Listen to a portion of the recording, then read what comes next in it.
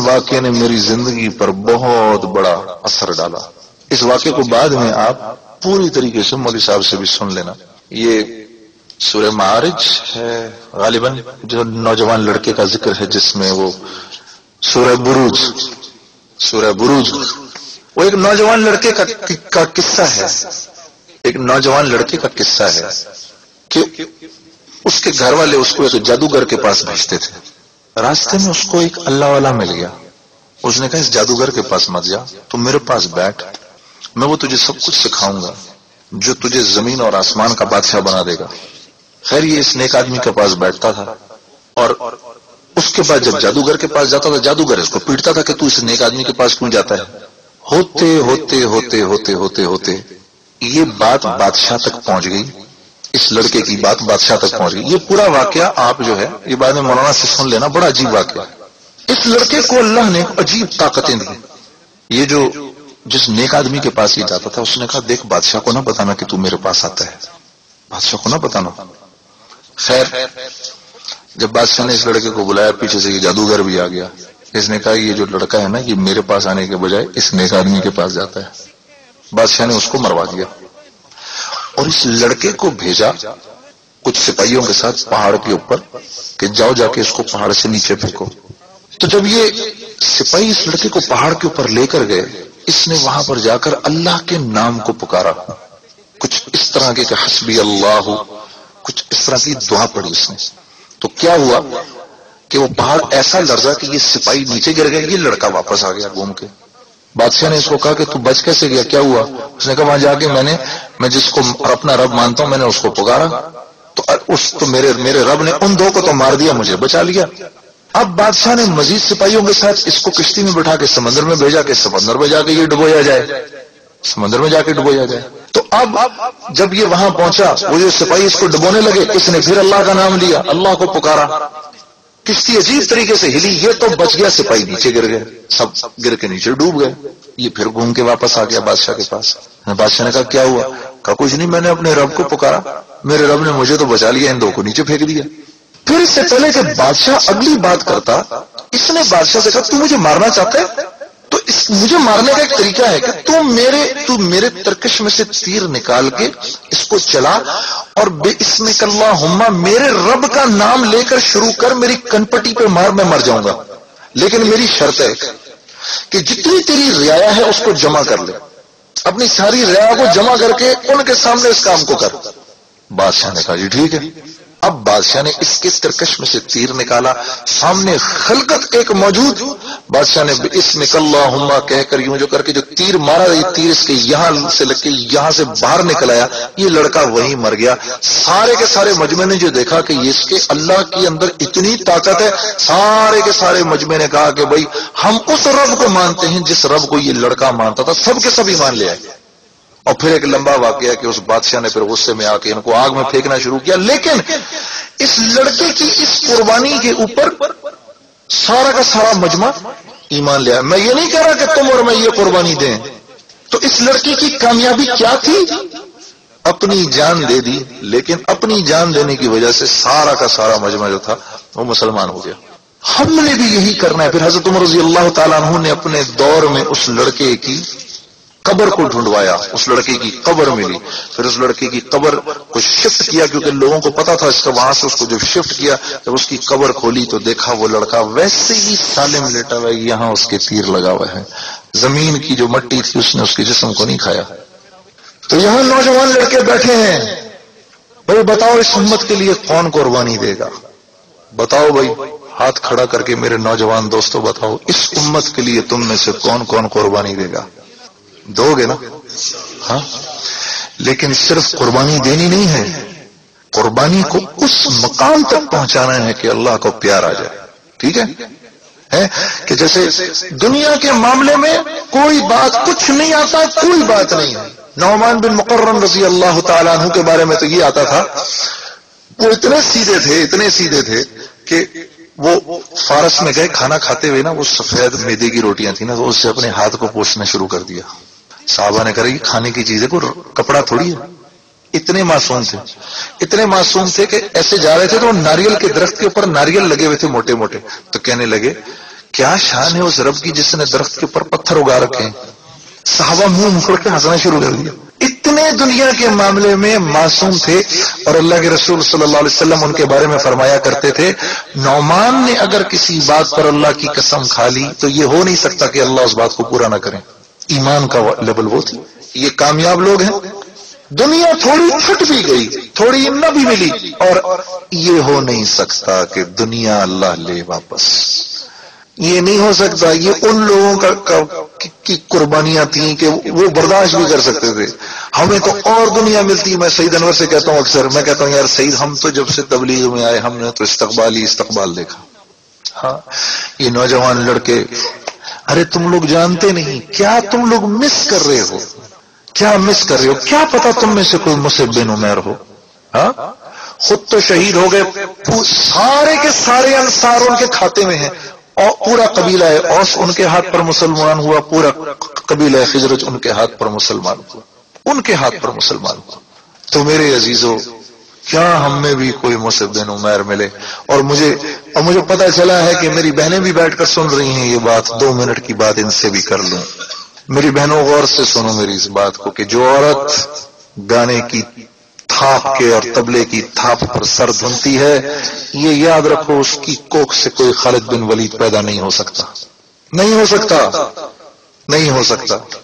جو عورت گھر سے باہر نکلے اور اس کو اس بات کی فکر ہی نہ ہو کہ کون سا نامحرم اس کے چہرے کو دیکھ سکتا ہے, اس کی تربیت سے کوئی طارق بن زیاد نہیں بن سکتا, کوئی محمد بن قاسم نہیں پیدا ہو سکتا. اپنی حیثیت کو جانو, اپنی حیثیت کو پہچانو. تم محمد الرسول اللہ صلی اللہ علیہ وسلم کی امت کی بیٹیاں ہو, بیٹیاں ہو. تمہارا ماڈل فاطمہ تو زہرا ہے. تمہارا ماڈل وہ مغرب کی عورت نہیں جس کو کہ ٹیشو پیپر کی طرح استعمال کر کے پھینک دیا جاتا ہے. ان کو اپنا ماڈل نہ بناؤ. ہاں تمہارے چہرے کی زینت تمہارے چہرے پہ لگا ہوا تمہارا میک اپ نہیں, بلکہ حیا کا وہ جوڑا ہے جو تمہیں فطرت میں تمہارے نبی صلی اللہ علیہ وسلم سے ملا ہے. کبھی سوچا آپ نے کیا وجہ ہے کہ جو انسان توبہ کرتا ہے, جو مرد توبہ کرتا ہے, سب سے پہلے کہتا ہے میں آج کے بعد داڑھی نہیں کاٹوں گا. بھائی کبھی سوچا اس بات کو؟ کیا وجہ ہے؟ یہ داڑھی اس کی گٹھی میں ہے, فطرت میں ہے, اور یہ فطرت اس کو اس کے نبی سے ورثے میں ملی ہے. ہاں کیا وجہ ہے؟ وہ سر پہ ٹوپی کیوں رکھ لیتا ہے بھائی؟ شلوار قمیض کیوں پہن لیتا ہے؟ میں آج کے بعد پتلون قمیض نہیں پہنوں گا. قسم سے میں سوچتا بھی ہوں نا تو مجھے جھرجھری آ جاتی ہے کہ مجھے جینز پہننی پڑے گی. اتنی مصیبت کا کپڑا اوپر چڑھتا ہی نہیں ہے جی. سخت کپڑا, بدنما کپڑا, وہ سالا اس کو پیٹ اپنا بڑھتا جاتا ہے وقت کے ساتھ ساتھ. وہ اپنے آپ کو سمارٹ رکھنے کے لیے پیٹ اندر کھینچ کے وہ آدمی اس کو بند کر کے اس کو کر کے کیا یار, اور کیا جوکر لگتا ہے آدمی پھر اس کے بعد. ہاں ارے یہ عزت کا لباس ہے, یہ عزت کا لباس ہے. تو اللہ کے سامنے کیا مقام بنائے گا جب تجھ کو تیرے نبی کے طریقوں میں عزت نہ محسوس ہوئی؟ ہاں کیا مقام بنے گا تیرا؟ جن کے خون اور پسینے میں بہ کر یہ دین تجھ تک پہنچا, آج ان کے طریقوں میں کو اپناتے ہوئے تجھے آر آتی ہے, اور جنہوں نے تیری اپنی حفاظت کے لیے تیری نسلوں کو ختم کر دیا, ان کے طریقوں میں تجھے عزت محسوس ہوتی ہے. ذرا سوچ تو صحیح, ذرا سوچ تو صحیح, کدھر جا رہا ہوں میں؟ یہ وجہ تھی میں نے گانے وانے چھوڑ دیے. میں نے کہا یہ میں کیا کر رہا ہوں؟ مجھ سے لوگ پوچھتے تھے جی گانا حرام ہے یا حلال؟ میں کہتا تھا یار یہ تو جا کے تم مولویوں سے پوچھو, علماء سے پوچھو. لیکن میں تم سے صرف ایک بات کرتا ہوں کہ آج جو حالت ہے امت مسلمہ کی, کیا ہم پر یہ جائز بنتا ہے؟ کیا آج ہمیں گانے والوں کی ضرورت ہے یا کسی ایسے کی ضرورت ہے ہمیں جھنجھوڑ کے بتائے کیا کر رہے ہو یار, کیا کر رہے ہو, کیا کر رہے ہو تم؟ ابو بکر, عمر, عثمان اور علی کے ماننے والے ہو. دیکھو تو صحیح ان کی زندگی کیا تھی. حضرت حمزہ رضی اللہ تعالیٰ عنہ جس دین کے لیے ان کا ناک کٹا, کان کٹے, پیٹ کٹا, جن کی حالت دیکھ کر اللہ کے رسول صلی اللہ علیہ وسلم نے قسم کھائی کہ اے میرے چچا تیری اس حالت کو دے میں 70 کافروں کو ماروں گا. پھر اللہ جل شانہ نے جبرائیل علیہ السلام کو بھیجا کہ آپ نبی ہیں, آپ کی شان کے خلاف ہے کہ آپ ایسی بات کریں. تو آپ صلی اللہ علیہ وسلم نے اپنی قسم کو واپس لیا.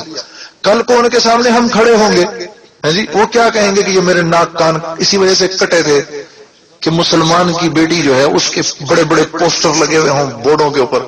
جی میں ادھر فیصلہ آباد گیا, فیصلہ آباد اور چلو لاہور ہوتا، فیصلہ آباد میں کیا دیکھ رہا ہوں، ارے اچھا بھلا ہے شہر یار، اچھے بڑے دیندار لوگ وہاں پر، اتنا بڑا بورڈ، موٹر سائیکل کی تصویر پہ عورت کو بٹھایا ہوا ہے، وہ کیا کر رہی ہے وہاں پر؟